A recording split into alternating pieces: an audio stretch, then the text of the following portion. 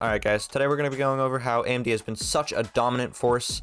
We're going to go over their history, their pitfalls, and how it all led to their new Ryzen 7000 AM5 series chips. So yeah, let's go. In 1969, Jerry Sanders, who had previously worked for the founder of Intel, and 7 others launched Advanced Micro Devices Incorporated with the purpose of creating semiconductor chips. In 1972, the company went fully public, selling 525,000 shares at $15 per share, which added up to $7.87 million.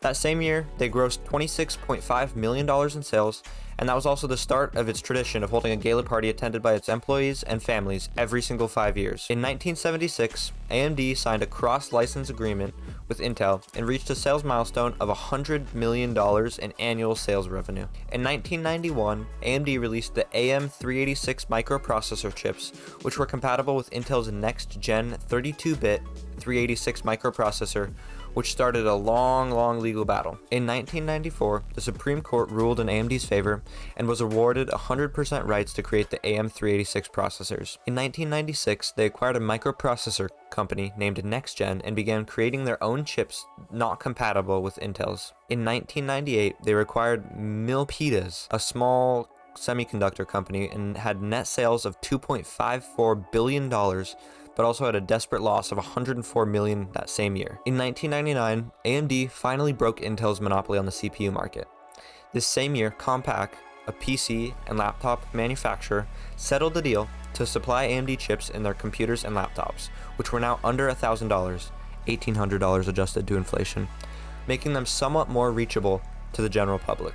In the year 2000, AMD released the Athlon processor that broke the 1 GHz processor barrier, which finally marked AMD as a major player in the processor market. That same year, ATI launched Radeon to make GPUs, which AMD would later acquire in 2006. In 2003, they released the Opteron chip, which showed their capabilities to produce higher-end chips. In 2006, AMD bought ATI, which owned the sub-brand Radeon, a manufacturer of video cards or GPUs for the use in PCs, for $5.4 billion. In order to expand their horizons to the GPU market. In 2009, because of complaints filed by AMD to the European Commission, fined Intel, AMD's rival, $1.45 billion for engaging in anti-competitive practices that violated the union's antitrust laws. The practices included financially compensating and providing rebates to manufacturers that favored AMD chips, and paying manufacturers to stop producing AMD chips. This same year, AMD's CEO stepped down and the president and COO, Dirk Meyer, became the CEO. Also, because of losses, AMD cut down 1,100 jobs. In 2012, AMD announced that they would be acquiring former Lenovo executive Rory Reid as the new CEO of their company, replacing Dirk Meyer. They also laid off another 10% of their employees worldwide, which totaled to 1,400 people laid off.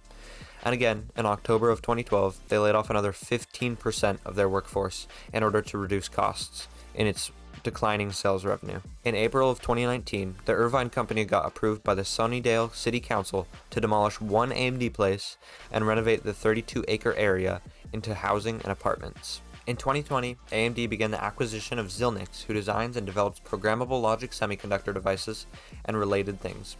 Xilinx was valued at $35 billion, and the acquisition ended in 2022. And now, on September 27th, 2022, AMD released their AM5 Ryzen 7000 series chipset, which is their first mainstream LGA-style socket other than their Threadripper processors. I hope you guys enjoyed the video. If you did enjoy it, please subscribe and like and comment if I got anything wrong that you know of, because I do want correction. I bet I got something wrong in that. The internet isn't always right on everything. But yeah, if you guys enjoyed the video, please like, subscribe. My Discord server will be linked in the description below. Thank you for watching this. I will produce a video next Monday. I'm trying to produce on Monday, but sometimes I do them on Sunday. You're still getting the same amount of content. I'm going to release once every week, close to Monday, hopefully. But thank you guys for watching my recent videos. I'm at 120 subscribers now. It's actually crazy. I'm growing pretty quickly compared to what I was before, and I think that also helps that I'm producing more content. So if you guys like this video and want more kind of things like this, please comment and like the video. See you guys in the next one. Peace.